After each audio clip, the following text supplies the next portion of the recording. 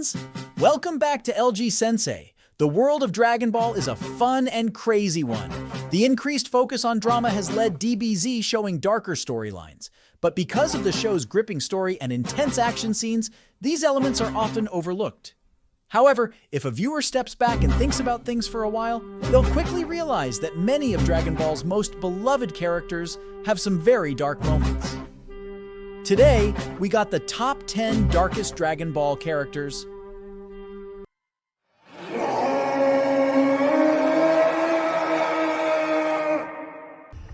Created by Dr. Hedo for use by the Red Ribbon Army, Cell Max is a new and improved form of Cell that's much stronger than the original incarnation, forcing the Z Fighters to push themselves to new heights.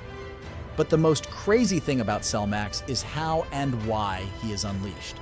In Superhero, Dr. Hedo is against releasing Cell Max, as while the body is complete, he hasn't finished developing a way to control the creature's mind, meaning that, once released, no one would be able to control the monster. However, Magenta ignores Dr. Hedo and unleashes the beast, causing it to go on a destructive rampage. This perfectly illustrates how scientists can go too far without considering the ramifications of what they are doing and how unethical corporations and leaders can bypass safety protocols without understanding or considering the grander issues at play, leading to devastation. This is a realistically dark plot point, even if it isn't the focal point of Cell Max's character. Hakai.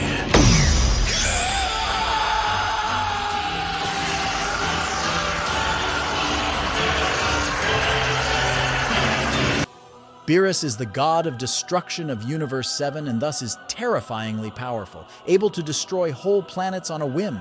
He also knows how to perform Hakai, a terrifying move that allows Beerus to wipe something or someone out of existence, including non-tangible things like souls.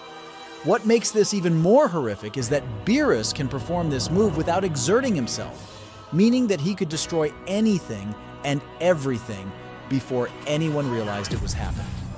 This darkness is undercut by Beerus' personality, as during later Dragon Ball Super arcs, the God of Destruction becomes Goku's friend and a comic relief character, rarely showing off this world-ending power. However, fans who have watched the show from the start will likely find themselves thinking about the fates of the people Beerus met before Goku, and how many innocent worlds he obliterated before the story started. Good luck. Bye.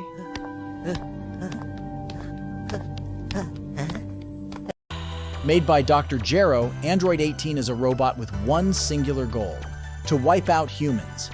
In future Trunks' timeline, shown in Dragon Ball Z, The History of Trunks, Android 18 performs this mission near perfectly, coldly murdering most of the Z Fighters with terrifying ease. Even in the main timeline, Android 18 is a skilled fighter who shows no regret when killing, showing how much of her humanity she has lost. Though, like Beerus, her darkness is dulled somewhat by her later actions, as by the end of Dragon Ball Z, she is a valued friend of the Z Fighters and acts much more human.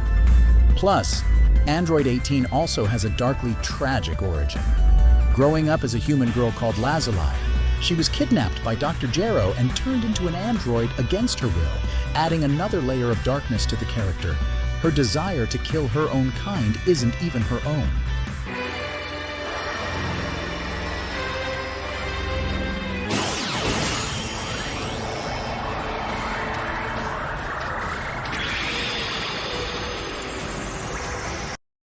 Fused Zamasu, a fusion of Goku Black and Future Zamasu, is one of Dragon Ball Super's most fascinating characters.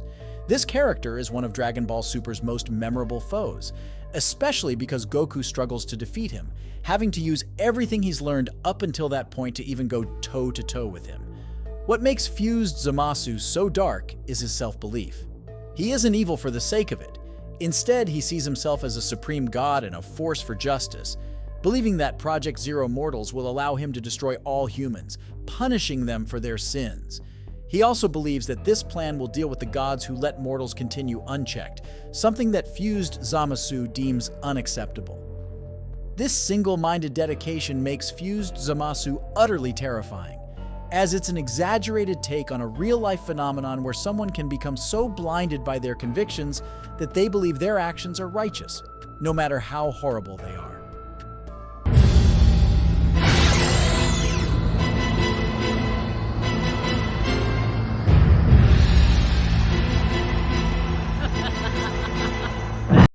Frieza is one of the most iconic villains in Dragon Ball history, and is also one of the darkest. What makes Frieza dark is his tyrannical nature, as one of his earliest acts in the story is to destroy planet Vegeta, wiping out all the Saiyans just because he was afraid of the legend of the Super Saiyan, believing it could lead to him being overthrown. Outside of this, Frieza also invaded many other planets, subjugating or destroying their people based on his whims, frequently clearing planets just so he could sell them to other people, meaning the blood of millions was on his hands. Even worse, when he came to fight Goku, Frieza was shown to be a ruthless fighter with little respect for living creatures, showing his near-total lack of empathy. While other Dragon Ball foes have done darker things, the sheer amount of suffering Frieza has masterminded puts him solidly in the middle position. No!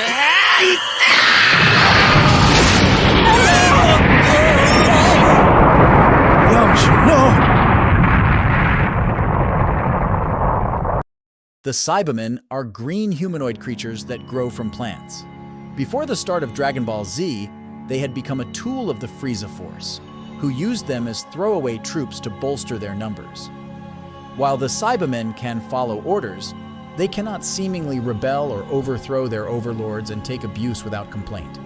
Of course, the most horrific thing about the Cybermen is their Cybermen bomb attack, the move that famously killed Yamcha. And it is this ability that makes them one of Dragon Ball's darker foes. While it can be debated how aware the Cybermen are, they are still clearly sentient beings and feel pain because they flinch during battle.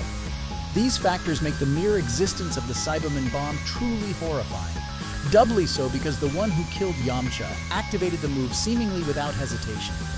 These are living beings willingly blowing themselves up to harm the enemies of the Frieza Force, even though the Frieza Force doesn't care about them and treats them as nothing more than disposable troops, meaning as a collective, the Cybermen get nothing, despite many of them giving up their lives for the cause.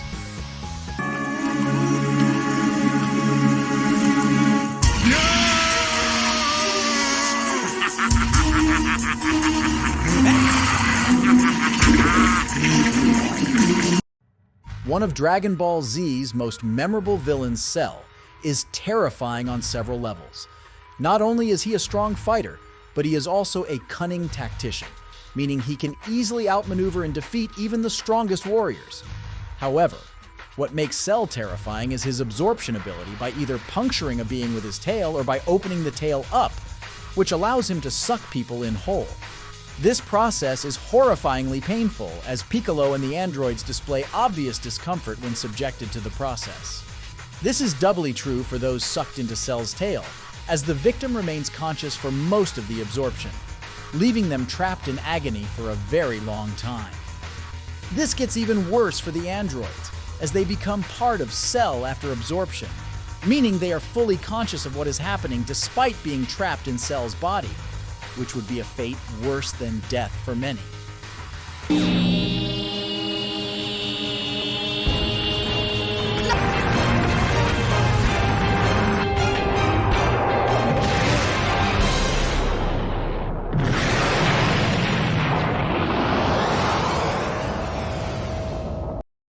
Kid Buu is the biggest foe Goku faces during Dragon Ball Z.